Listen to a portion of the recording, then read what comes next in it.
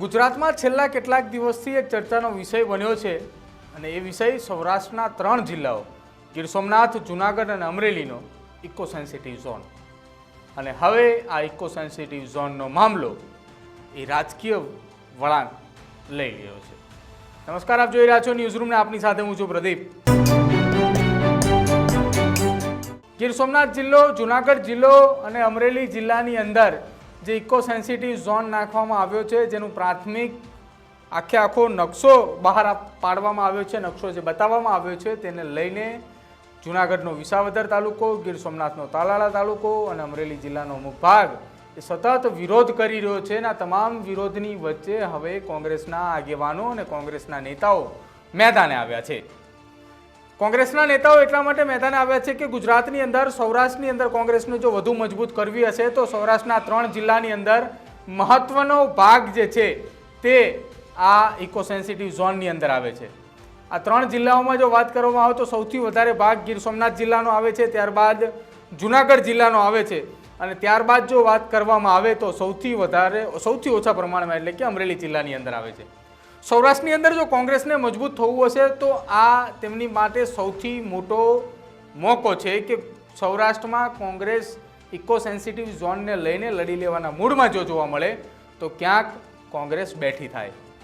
જૂનાગઢ હોય, ગીર સોમનાથ હોય, અમરેલી હોય, આ તમામ જગ્યાએ વર્ષ 2017ની અંદર કોંગ્રેસને જે પરિણામો મળ્યા હતા તેની કરતાં વિપરીત પરિણામો વર્ષ 2022ની વિધાનસભાની ચૂંટણીમાં મળ્યા. 2022ની વિધાનસભાની ચૂંટણીની અંદર સૌરાષ્ટ્રમાં કોંગ્રેસે જે ખેલ ધાર્યો હતો એ ખેલ થયો નહીં. અને હવે આ ખેલ પાડવા માટે કોંગ્રેસના 2 દિગ્ગજ નેતાઓ હીરા જોટવા અને તેની સાથે સાથે કોંગ્રેસના આગેવાનો સહિત પૂર્વ ધારાસભ્ય પુંજા વંશ પણ મેદાને આવ્યા છે અને તેઓ કહી રહ્યા છે કે આગામી સમયની અંદર ઇકો સેન્સિટિવ ઝોન મામલે ખૂબ જ મોટું આંદોલન થશે. શું કહ્યું બંને નેતાઓએ એ પણ સાંભળો. આજ રોજ અમે તાલાળા તાલુકાના માધુપુર ગામે પટેલ સમાજે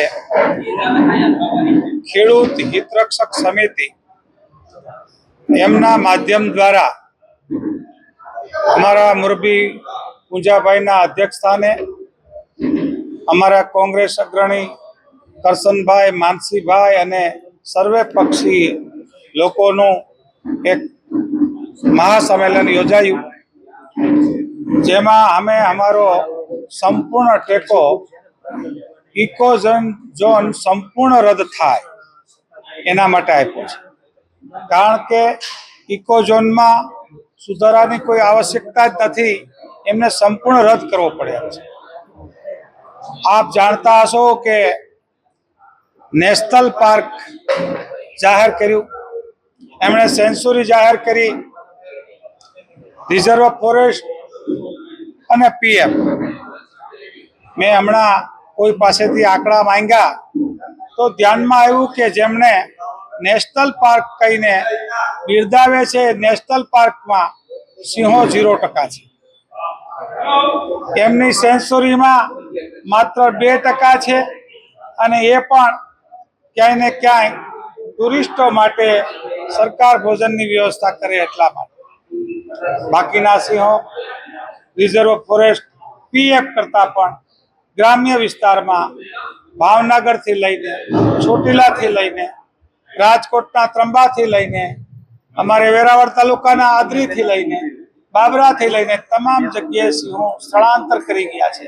સિંહોએ પણ આ જંગલનો બહિષ્કાર કર્યો હોય એમ લાગે છે.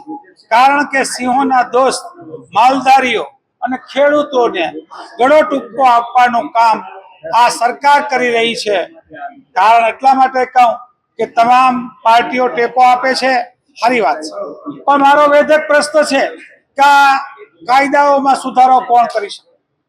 તો કે કાયદામાં સુધારો યા તો ભારત દેશની પાર્લામેન્ટ યા તો ગુજરાતની એસેમ્બલી એમના વિભાગમાં આવતું હોય. પીએફ માટે સામાન્ય રીતે ગુજરાત સરકાર હોય, રિઝર્વ ફોરેસ્ટ માટે કેન્દ્ર સરકાર હોય, એમ લાગુ પડતા જે કાયદાઓ કરે અને પછી કોઈ પાસેથી 1000 રૂપિયા ખેંચી લે અને પછી એમને ધૂણાવે, પછી બધાને સહકાર લે કે તમે આપી દો તો સારા, તમારો આભાર, એમ કરીને પાછા 1000 રૂપિયા અમને આપી દે તો પણ અમને રીબાવે શા માટે?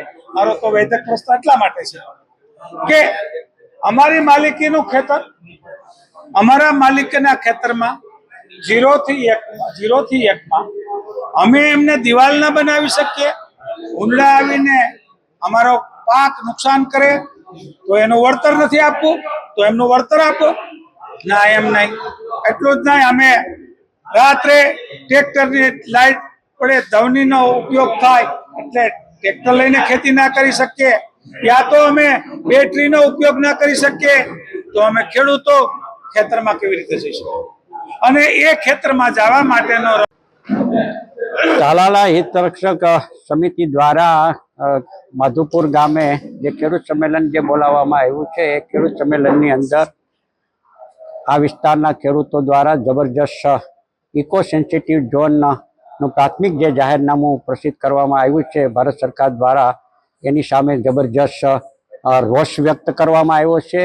અને એ રોષ છે એ સ્વાભાવિક છે કે એમને પડતી મુશ્કેલીઓ, એમને પડતી સમસ્યાઓના સમાધાન માટેની જે લાગણી અને જે માંગણીઓ જે ભૂતકાળમાં હતી, એ ભારત સરકાર દ્વારા આ પ્રાથમિક જાહેરનામામાં અમલીકરણ કરવામાં આવ્યું નથી. 2.5 કિલોમીટરથી લઈને 9.5 કિલોમીટર સુધીની પ્રાથમિક દરખાસ્ત કરવામાં આવી છે અને એની સામે વાંધાઓ રજૂ કરવા માટે 60 દિવસની મુદત આપી છે. અમે પણ બધાને જનપ્રતિનિધિ તરીકે બધી ગ્રામ પંચાયતો અને જવાબદાર આગેવાનોને અનુરોધ અગાઉ પણ કર્યો હતો, આજે પણ અનુરોધ કરવામાં આવ્યો છે કે ગ્રામ પંચાયતો દ્વારા ગ્રામ સભાઓ બોલાવીને એમની જે કંઈ મૂળભૂત સમસ્યાઓ જે છે, આ ઇકો સેન્સિટિવ ઝોન લાગુ થવાથી જે ભવિષ્યમાં જે તકલીફ થવાની છે, ખેડૂતોને તકલીફ થવાની છે, વહીવટી રીતે કામગીરી થવાની છે, વન વિભાગના અધિકારીઓ સાથે કાયમી જે સંઘર્ષ અને વિવાદ જે રહેવાનો જે છે, એના માટેની જે સમસ્યાઓ જે ઊભી થવાની છે, એના માટેની બધી વિગતો સાથેનું વ્યવસ્થિત રીતે વાંધા સાથે રજૂ કરવામાં આવે અને એ પણ વ્યવસ્થિત રીતે જે કાંઈ તકલીફને જે મુશ્કેલીઓ છે એ નિવારવા માટે અને મૂળભૂત ઇકો સેન્સિટિવ ઝોન લાગુ કરવાથી ગીર અભયારણ્યમાં જે નિયમો નોટ્સ લાગુ પડવાના છે, એ જ નિયમો આમાં લાગુ પડવાના છે.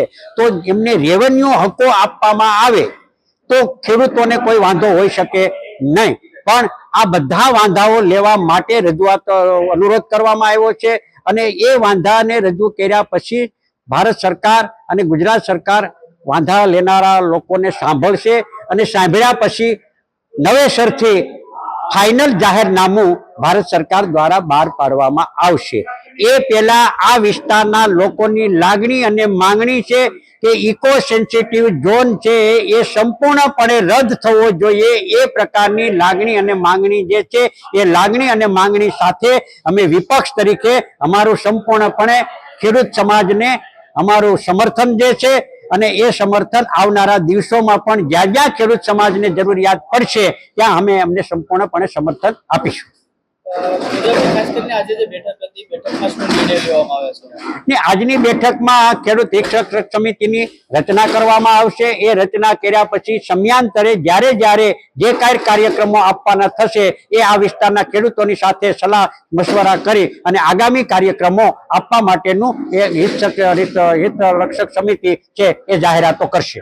ભાજપ પણ ક્યાંક ને ક્યાંક આગળ આવે છે અને ભાજપને તો મેં કંઈક ચેલેન્જ કરી છે કે જો ભાજપ આગળ આવે તો એને પણ અમારું સમર્થન છે. શું એમાં ભાજપ આગળ આવ્યું છે એને આવકારીએ છીએ, કારણ કે આ તો લોકોનો પ્રશ્ન છે, પીડા છે.